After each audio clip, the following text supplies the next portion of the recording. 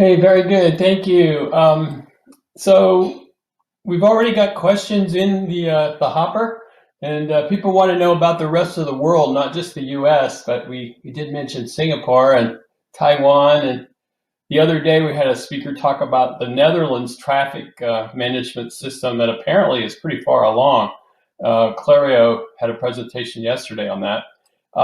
So there are more and more cities that talk about smart cities. I wanted to point out that Bob Bennett, who's a good friend of mine from Kansas City, was taken out by the pandemic, not because he's sick, but because he's taking care of Kansas City, Missouri, and Jackson County as they try to suddenly grapple with the goal that the president announced just the other day of having all adults eligible for a vaccine by May 1st, eligible, not having a vaccine. So they suddenly had to institute something that he had to be called away for. And Tony has graciously decided to come back and talk as a panelist. He is the CTO of San Leandro. And we just heard from Sanjeet. He's also the global head of smart cities for Qualcomm.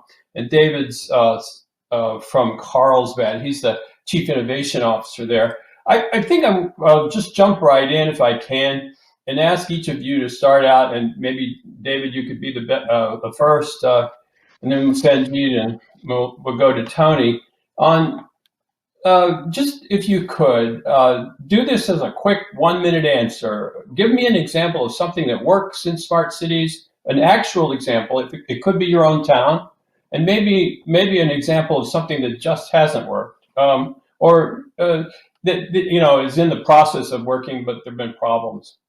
I guess we'll start with David. Thank you. Sure. Well, I think, and Tony touched on this, I do think that we have seen streetlight projects, particularly around parking and parking management, whether that's streetlights or whether that's LiDAR and video analytics associated with that, that has worked. That has been a case that's been proven out for either parking, for traffic management. In our particular case, it's a centralized traffic management center using video analytics that we're upgrading to be able to have dynamic traffic management systems, now moving to having these adaptive AI corridors that are changing the signals based upon exactly what's happening on the ground as opposed to a human having to intervene there. I do think in the traffic management sector, it has worked. There are some that have worked better than others, but that is clearly a place around transportation and traffic management, now moving to the bigger space of connecting people from a mobility perspective and how you get people around, how do you integrate that with transit and other types of opportunities. I think that's an area that's working. I think one of the areas that is crucial to all of this, and is sort of working and sort of not, is something that Tony has touched on, which is this idea of big data and integration associated with it. It's a lot of challenges around integrating data from multiple different sources, from multiple different agencies a lot of times. And there have been good steps made in that space, but it's nowhere close to what we wish it to be. And I think that's a huge area of opportunity, is in the data, the big data and analytics space that we're moving towards, but still we have too many legacy systems, too much is siloed, and a lot of it doesn't talk to each other. Sanjeet? Thank you. So from our perspective, we have seen that cities would like to do too many changes at the same time, and we kind of shy away from that. We've seen that the cities would like to overhaul their entire operations, and that has not worked in terms of interdisciplinary or interdepartmental connectivity, making sure that this department talks to the other, the federal, the state, and also some corridors for implementation of traffic in terms of the city owns the street or this belongs to the DOT. So that kind of interactions has not worked. What has really worked is smart connected spaces where you take a confined area, solve a problem, use case, connectivity in terms of LMI, low to middle income, connectivity in terms of ensuring that people in that region are able to get an app or a reporting back to the city with respect to taking a picture of a sidewalk that is broken and sending it up to the city officials. That kind of thing is easier to implement and has worked well. I don't want to repeat what David said, but yes, those portions of implementations of video analytics in terms of security LiDAR and implementation of ITMS, intelligent traffic management systems, surely does work. But as it comes to interfacing with multiple departments, federal agencies, and um, you know, getting all that into one panel and normalizing the data and presenting at something as a big data aspect, it is a challenge. And it's not a challenge because we don't know how to do it. There's too many hurdles that we need to cross without dropping every one of them. So, it is a challenge, but it takes time for implementation. Tony? Sure. Thanks for having me here, and happy to sit in. So I'll take something that's might seem very basic and might seem, nowadays plain, but I think Wi-Fi, public Wi-Fi, as kind of like a base 1.0 level smart city technology, continues to show its efficacy, its importance, and its value. And the pandemic only furthered that, and so you see cities and counties and government agencies that have looked at public Wi-Fi as a tool, as a one way of addressing this really vexing social issue of the digital divide, and have been really successful with that. And so that's something they figured out. They know how to do. They know how to build Wi-Fi networks and support them, and they can expand those into the community, and have done it successfully. I think I'm going to echo what my fellow panelists here said about data, and I think that's where I've seen it become harder. It's not just presenting the data, collecting the data, storing, presenting it. That's hard enough. But then having staff be able to use the data and analyze the data, that's a whole new skill set, and it takes time to develop. We've got 150 years of competency in public works. We know how to do that, and expanding that to Wi-Fi is not a big leap. But now taking on like data analysts and data scientists, that's a whole new skill, and it's going to take some time for cities to build up that competency, I think. Oh, true. Yeah, wow. Great ideas there. I guess one of the areas that we're most aware of is the pandemic and vaccinations and the challenges that those have caused. I heard today that somebody said the U.S. is doing pretty well compared to some other countries. But I don't know if that's really comparing to China or to Asia, because we just don't get that much news here. That's actual news. So I guess I wanted to know what it has been like where you are and you guys in your towns. Both San Leandro and Carlsbad are probably they're not huge cities, but maybe you're working in a regional way. Maybe you can talk about that, you two guys. I'll start with David. Sure. Well, it is relevant because actually our fire chief is the regional incident commander, and what they decided to do was complement the county's vaccination distribution. So San Diego County had the very first super distribution site, and actually led the way back on January 11th. They did it at our ballpark at Petco Park, and they had this location that for the highest need could be dealt with, and we're having a decent supply of vaccination there. But of course, you want to be able to get it out to some of the really vulnerable populations like long-term care facilities, congregate care facilities, and other places that are more remote and rural. And so what he stood up with all of the other fire departments in the region was called Operation Collaboration, where they had vaccine supply that was specifically focused on those vulnerable populations, those areas that may not be at those super sites initially, or at the key county vaccine sites, or at hospitals, or at your primary care physician. And that's actually worked out incredibly well. The main thing, the three things I think that have been a challenge are: number one, appointment and appointment systems. So depending upon who you're going through, you have a different appointment system. I got my first poke at CVS. That was relatively easy. Some of the other county sites, from time to time, were out of appointments. There was no centralized place. And if you want to talk about the challenges around coordination, you can look no further than exactly this issue, where between the federal government, state government, and private sector distributors, there was no centralized ability to have appointments, and still it's a bit spotty.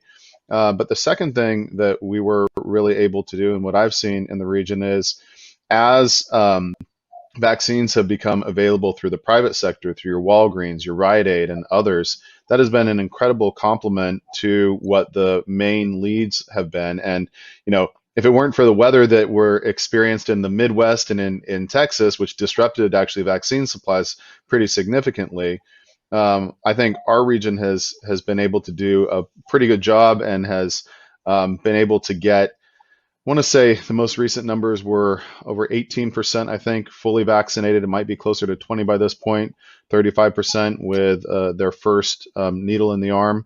So I think San Diego County has done relatively well.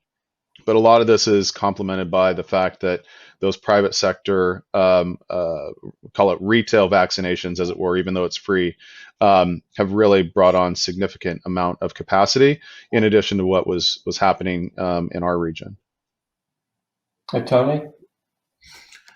Well, I mean, I think a couple of things. I mean, the most obvious is the pandemic has created a sense of urgency that was not, you have not seen this level of urgency across so many governments at all levels. And that has, went into all functions of the government, including technology. But so that's one thing, is that I'll get to that. But the other one I wanted to mention, which is building on the previous comment, which is we did see really good coordination. Like the Bay Area, they announced a year ago the first shelter in place.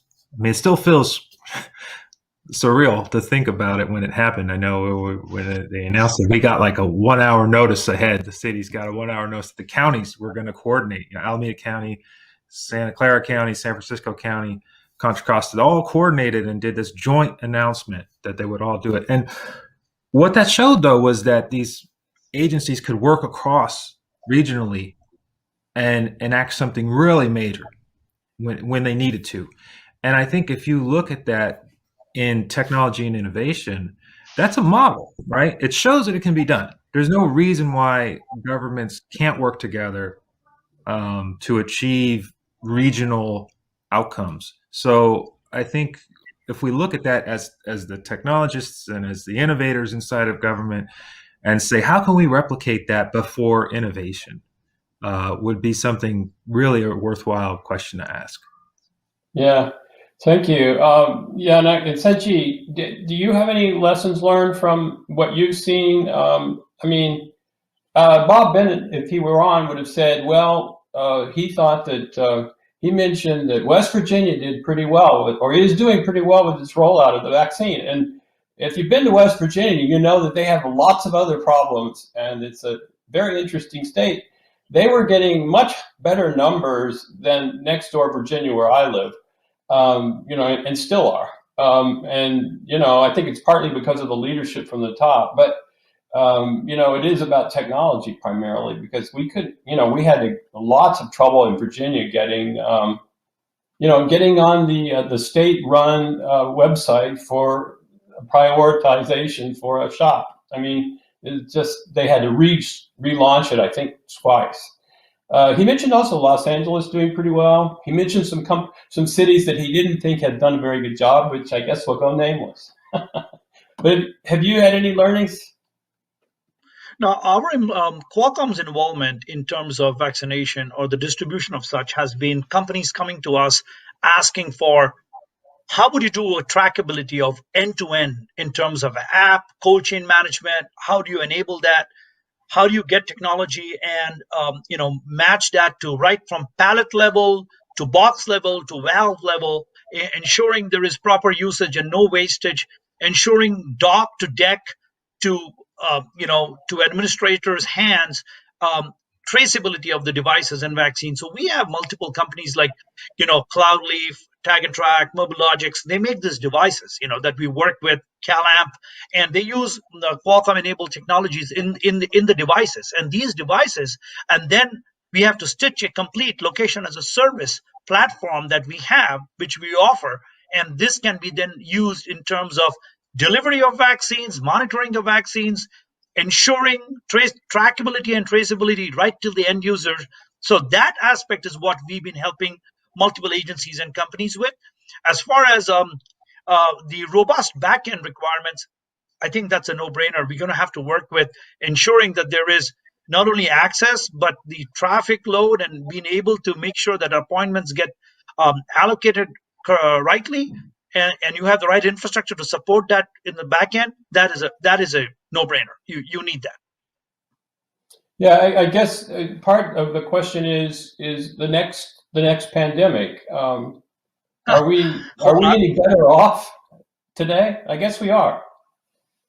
Well, I think there's a lot of learnings. There's a lot of learnings. I think the biggest learning from the cities is they are now thinking towards allocation of funds, not only to the broken roads and the traffic and the sidewalks, but also to technology. This has acted as a catalyst towards adoption of technology and ensuring that cities look at technology as an investment area, that they need to do that. It's not only about hardware infrastructure. It has to be also the intangible technology aspects that need to get deployed for a sustainability over a period of time. So this, like it or not, has acted as a catalyst towards adoption of technology in cities which predominantly have not allocated funds in that area. David, am I right or wrong? And yeah, I agree with you, Sanjeet. And what it's really focused on is not just what is on top of the network. Sure, we can talk about IoT and the use of data and all the rest of it, but it really has put a sharp focus both on our municipal information communication technology and our deficiencies there. And then also those for the communities, which is to Tony's point about the importance of, public Wi-Fi and being able to have that level of connectivity. It's also opened up, I think, areas where we clearly know that our existing private sector providers don't provide the level of infrastructure and speeds that are necessary for all the things we want to do. And so it's exposing for both our municipal operations, for our residents, businesses, and visitors, for consumers, that there is significant investment that is necessary. And back to the question on, does a Biden infrastructure plan dedicate resources here? It's really an opportunity area for cities, because too often we end up thinking about, okay, we need to layer something on top of, we need network connectivity for this IoT or for these sensors or for this type of smart city technology. But it also comes with the cost of upgrading your entire system to be able to do that. Or we've built up purpose-built networks specifically for that one system. I mean, 10 years ago, my city built its own wireless network for its traffic management system, as opposed to building out a fiber optic network and connecting them and having multiple things on that platform. And I think that's a very sharp point that now the politicians understand and realize, and our city managers and leaders realize, oh, we may need to invest millions of dollars in something that doesn't seem like it is drastically improving services, and yet setting the baseline for us to be able to do that. And I think that's an area that we need to continue to press. And to add to David's point, Matt, many cities have come to us asking for private LTE network within the CBRS band. And we are working with the likes of Salona, Fujitsu, Corning to get those up and running with Qualcomm technology enable private LTE networks. They want to control their own destiny. They want to make sure they are able to offer the same services. And that's great. I just feel that it's an area for the cities to kind of get additional revenue. Yeah, I think I used to cover Congress, and I guess there's going to be some congressmen and senators that don't even understand that technology could be considered infrastructure. I mean, when they hear that word, it's like, oh, bridge, road, maybe something related to the sewer system. Okay, yeah. I mean, I think there's a lot of heavy lifting on an infrastructure bill. Just my little side comment. I guess I'll shift gears though. Talk about that tough question that came up in all the keynotes about privacy and facial recognition software. Do any of you have a good model for what should happen? Is it just endless hearings about where to put a camera? Or I think Sanjeet, you mentioned it. Maybe I'll start with you. Well, I think after a 15-hour flight, when you come into Los Angeles and you see a line of 200 people in normal circumstances, and you go to the global entry box and you put your fingerprints and it takes your picture, it does, you don't have to put a fingerprint, and it does facial recognition, and you get out of there. That's when you really appreciate technology and you say, wow, that was great. It had my picture, facial recognized me, and I was out. You know, it all depends how the use case is deployed. You know, your pictures are everywhere in terms of CCTV cameras in the cities, and people are looking at that. Even when you go to somebody's house, with the ring cameras and all the other cameras, it's out there. It's all depends upon how you want to use it and implement it. There are some companies utilizing it in terms of building access management, VIP alerts, restricted access to factory floors, restricted access to data centers. So yes, I mean, that is one way of access control, granting access, security. It's not only about following somebody or tracking somebody, or having a Big Brother approach where somebody just tracking somebody for the sake of traffic. But as I said, it's all use case dependent. It all depends upon how you use that and in what context are you using facial recognition. Either one Sorry, of you guys, everyone. yeah, that's fine. We're good. We had the cat in the last one, so. No, it wasn't a cat. It's my kids. They're downstairs, and who knows what they're up to. So good luck. Yeah. Yeah. What about, is this when you want facial recognition in your basement, I guess?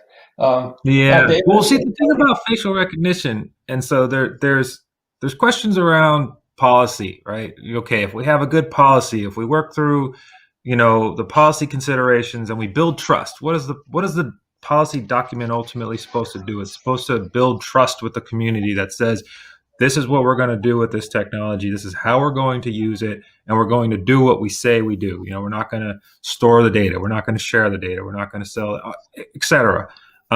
You're using it as a contract with the community to build trust with them.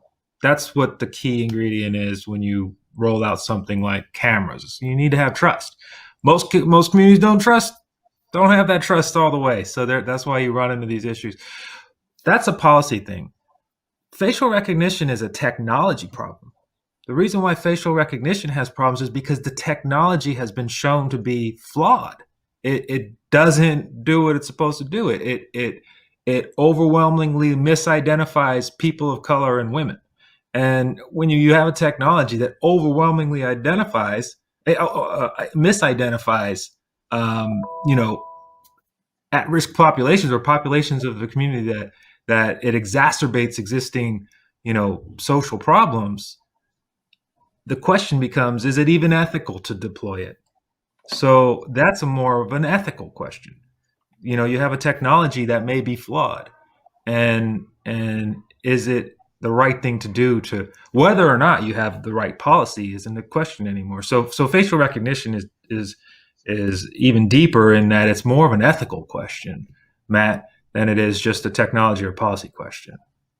But if you do agree, facial recognition in terms of mass market deployment in a city versus a specific use case deployment is completely two independent paths we're going to, like building access or company policy, or accessing restricted access to people, maybe in the federal building. That and just like any technology, there's a percentage of accuracy, no matter what you do.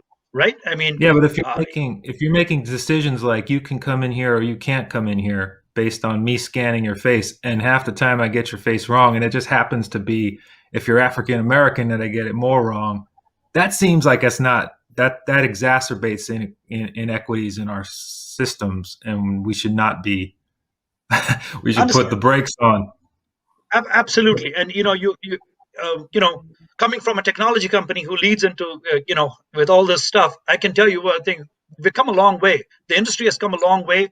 The accuracy with AI companies and the cameras and implementations has been 97% and up. So it will be incorrect to say that technology is still evolving. Technology always evolves, but the accuracy piece has been improved drastically right now. Yeah, in the database. And this whole trust question is. Oh. Go ahead, Go ahead, Matt. No, I didn't No, know I that mean, this you trust came in question with is a a global topic. question. And yeah, You're up. it's concerning. The trust question is a global question, and it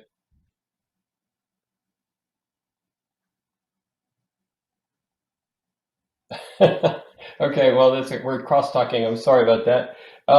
Yeah. I guess I would just say I've done research, and others have on uh, just the data that's used, the quality of the data that's used, and this is the same issue. For a car that's going to avoid an accident, and an autonomous vehicle, is the dangerous situation inherent in the data set that I've used or not? And that's why it takes lots more samples than a lot of data sets have. Kind of back to the data topic. Somebody in the audience asked a question. I'm reading it. I may get this wrong. They pointed out that in the UK there's a CCTV camera for every 14 people, and I think that's probably one thing that Americans are not used to. Um, it says the question is Metro high bandwidth IoT the primary use case for CCTV? I don't know. I mean, has anybody done a video deployment? No, the primary Well, use case is typically surveillance. I mean, the that's the backhaul, um, and that therein lies the tension. And I mean, you could find these tensions in any. We talked a bit about transportation, and I'll diverge just a second. But what's the other side of the coin? Pedestrians and bicyclists. When you start to improve traffic flow for cars, the traffic, the bicyclists and the pedestrians are going to say, "Hey, wait, you're making it more dangerous for us." And so there's just tensions, and in any decision you make, you go in this direction, and then you have a tension on this side, and we can find those in any domain we try, which is why smart city technology is so challenging. Um, but no, I think we would probably not have a camera every 14 citizens in the U.S. anytime soon. I guess not. Yeah, it'll be a little bit of an overkill, but yeah, I mean, the reason why I think they have it in London is because of the tube rail, and they monitor, and they have that for incidences that have occurred in London, and rightly so. I appreciate and respect what the country is doing, and every use case, as I said, is different. Yeah. Yeah. Well, we've got a few minutes left. I didn't see a lot of questions. I'm going to check. But I do have one that I think would be valuable for maybe cities or young engineers. Can you each talk about the experiences and lessons that you've learned that you would want to pass on? Because it's very obvious that, as we've talked about, smart city questions are they're a little bit politics, they're a little bit governance, they're a little bit technology. So they're not just technology, is my point. And Hmm. maybe I could ask you all to just talk about lessons learned, and whoever wants to go first, just jump right in. I'll go, no David, problem. So, go I ahead, was going go to ahead. say I want to hear David's been through some good stuff with his experience. I'd like to. I bet he's got a good answer for this. Go ahead, David. well, Put you on the so spot. I the sure. If my Is it not working? For some reason, my microphone's not No, working you're on. good. You're Ah, working. let me see if I can. Oh, you guys can hear me. Okay. All right. Um, so, two big things. Number one is this has less to do with the technology and everything to do about the people. So, challenge definition is absolutely critical in everything that you're doing, and getting a shared understanding about what that is. And two, it's part of what Tony is referencing, making sure that as you move forward and deploy, that the expectations at the beginning remain with the community, with the elected officials, with the public, and that you don't get diverted off to other types of use cases that may not have been a part of that shared understanding when the challenge was first started. By that, I mean, if I'm being a little bit cryptic, if you deploy a smart streetlight project, there's tons of things it can do. And you may have some very specific use cases. Once that starts to get proven out, others are going to want to try to use that for other purposes that may not have been a part of what the initial challenge was that was being solved. It may not have been a part of the shared understanding of what that technology could do. And you can think about this with something like, facial recognition or, vehicle infrastructure. You have it for a safety purpose, but then what happens if people start to say, well, we can monetize this data, and then you start to sell that data, but that wasn't a part of the shared understanding at the beginning. So as much as you need to adapt your projects as you're moving forward, you really need to make sure that at any critical juncture where the definition of the project changes, where the capabilities of the project change, where other use cases are being entered into it and the public is not a part of that process, where elected officials may not be a part of that process, just because you can do something doesn't mean you should do something. And before you pull the trigger on that expanded use case, that expanded opportunity that seems so good and can literally, in this case, save lives, just because it can do amazing things doesn't mean you should, without making sure that the definition and the goals of the project, if it involves the public, are defined properly. I guess I'll Yeah, let no, Tony go that was ahead. great. No, I was gonna say that was a great answer, and I think that's like, I think we come up with a new way of looking at smart cities right here. If I would,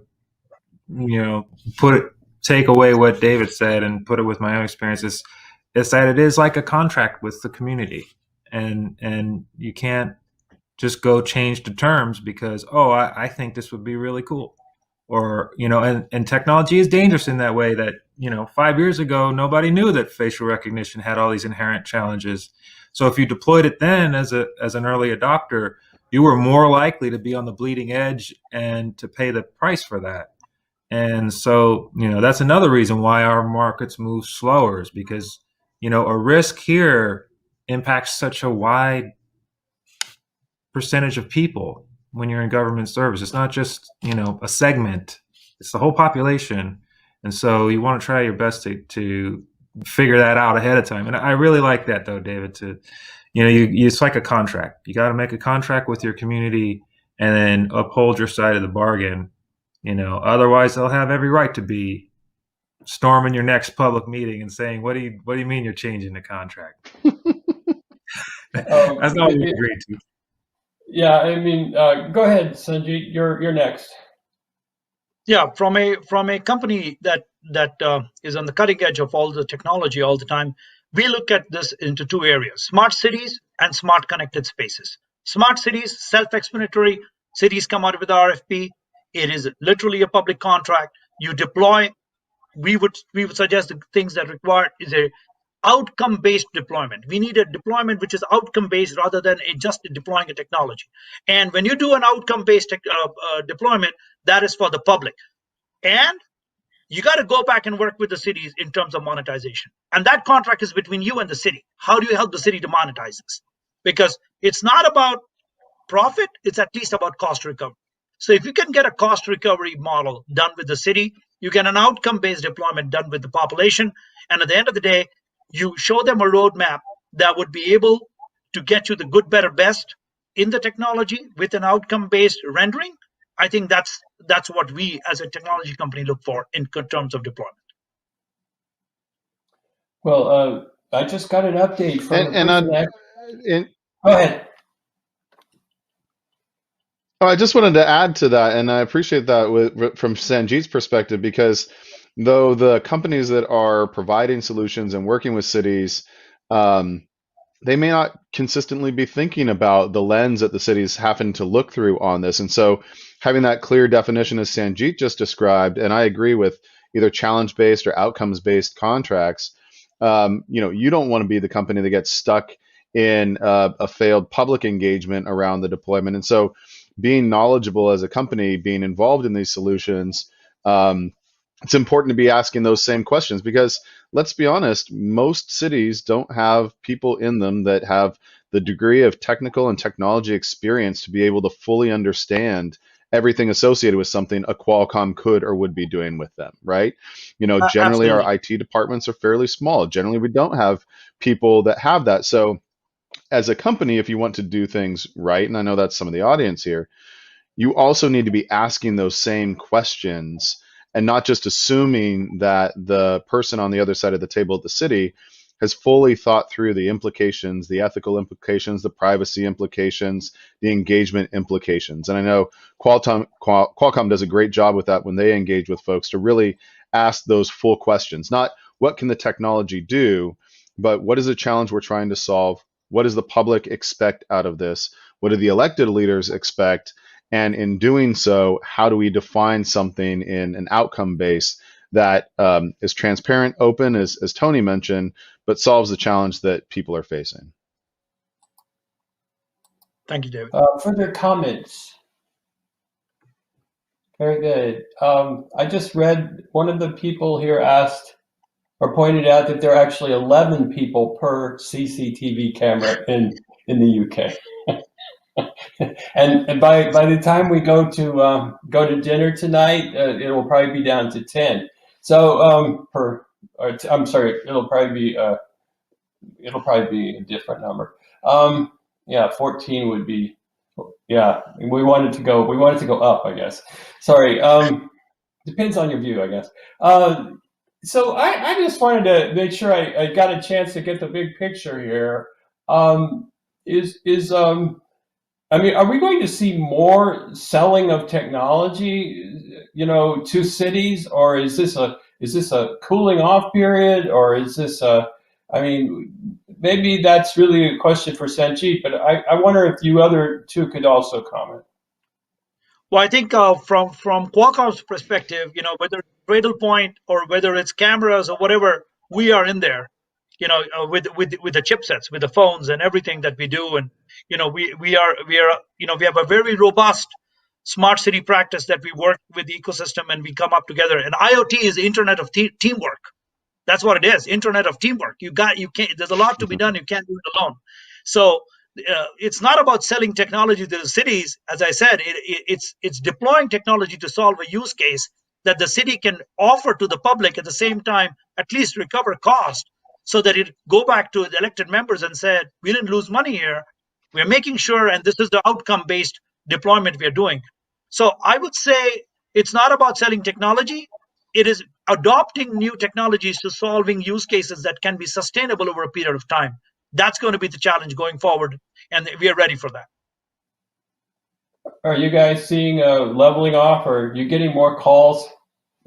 More calls, more and more calls for private LTE deployments, where the cities want to take more control in their hands and kind of take this to the next level. And from the city side, I think where you're going to see Go ahead. Yeah, I mean, the shift in the market is from somebody knocking on your door and saying, we can solve all of your problems from transportation to public safety to schools to education. It's going to cost you $500 million to do that.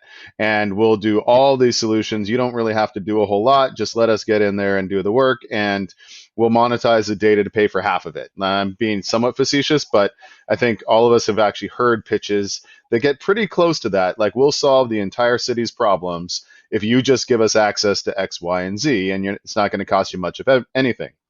The intersection between what the city actually needs and has the capacity to deploy and what the opportunities around technology are to deploy is where the big gap has been here, which is why so many companies have been frustrated with that translation between what they can do and what the city actually wants. And so you'll spend years getting calls from the same people who are given the same pitch, but there's never that intersection between, okay, here are my top 5 challenges, here's how we're going to define what a solution is, and here's whether or not that the insights around the value connected to that for the city, for the citizens. And so what I'm seeing is less of the we can solve everything and more of a definition and a focus on key areas that are the most critical from a community, political, and operational standpoint, and then focusing energy, effort, and capacity in solving those things.